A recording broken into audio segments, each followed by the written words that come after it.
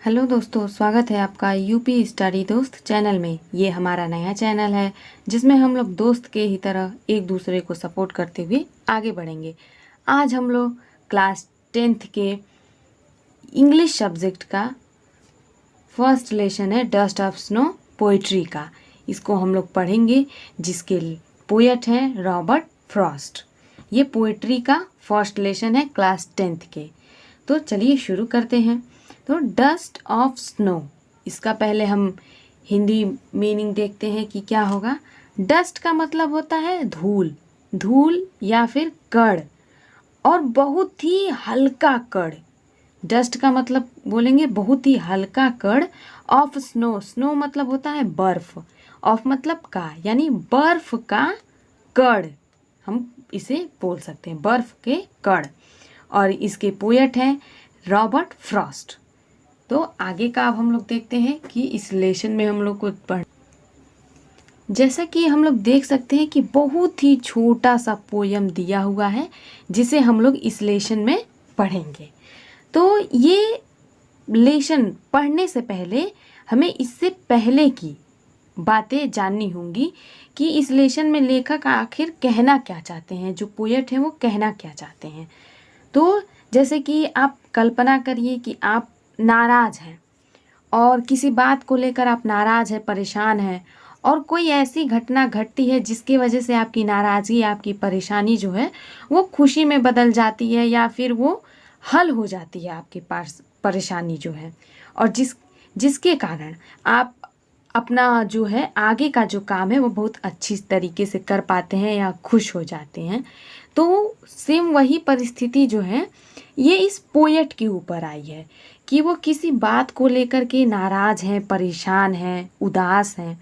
तो उनके साथ ये जब घटना हुई थी, उसके बाद उनकी जो परेशानी है, नाराज़गी कैसे दूर हुई, वो उन्होंने इस छोटे से पोयम के माध्यम से हमें बताया है। तो आइए देखते हैं।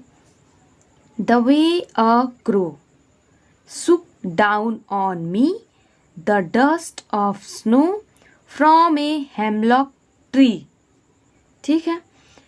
The way A crow, A crow मतलब एक कौवा, द वे यानी कि जिस प्रकार से एक कौवे ने, शुक डाउन ऑन मी, शुक का मतलब होता है गिराया, डाउन ऑन मी यानी मेरे ऊपर, शुक का मतलब होता है हिलाना।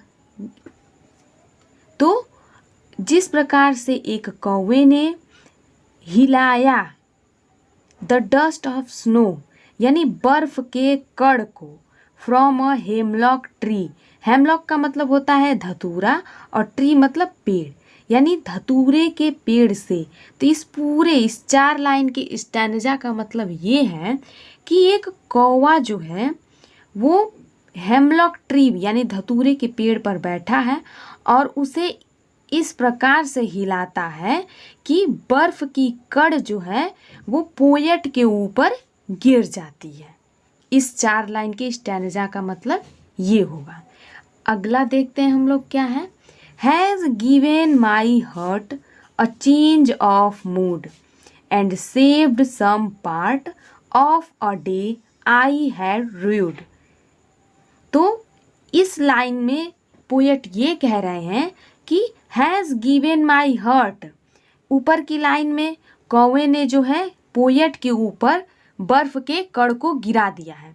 तो जब वो बर्फ के कण जो है वो पोएट के ऊपर गिरे हैं तो क्या हुआ है कि has given my heart a change of mood, जिसने मेरे दिल को दिया अ चेंज ऑफ मूड, और मेरे मूड यानी कि मेरी मनोदशा को, मेरे मन को बदल दिया। जिस प्रकार से वो बर्फ मेरे ऊपर गिरा उसके कारण मेरा जो मन है, मेरा दिल है, वो जो दोनों है वो बदल गया, उन दोनों की जो मनोदशा है वो बदल गई। And saved some part, and माने और सेव्ड मतलब बच गया, सम पार्ट माने कुछ हिस्सा, ऑफ अ डे एक दिन का, आई हैड रूड जो कि मैं बर्बाद कर चुका था। कुछ दिन के हिस्से जो है मेरी बर्बाद हो चुके थे और जैसे ही उसने मेरे ऊपर बर्फ के धूल को कण को गिराया तो उसके वजह से मेरे हृदय मन जो है वो परिवर्तन हो गया और मेरे दिन का कुछ हिस्सा जो है वो बर्बाद होने से बच गया। तो ये जो है हम लोगों ने बहुत ही आसान से शब्दों में छोटी सी पोयम को पढ़ा है जो कि है डस्ट ऑफ स्नो। इस लेसन का नाम और पोएट का नाम है रॉबर्ट फ्रॉस्ट। इसी तरह यूज़फुल वीडियो के लिए बने रहें यूपी स्टडी दोस्त चैनल के साथ। इसके नेक्स्ट पार्ट में हम लोग इसी लेसन का सेंट्रल आइडिया पढ़ेंगे। Thank you.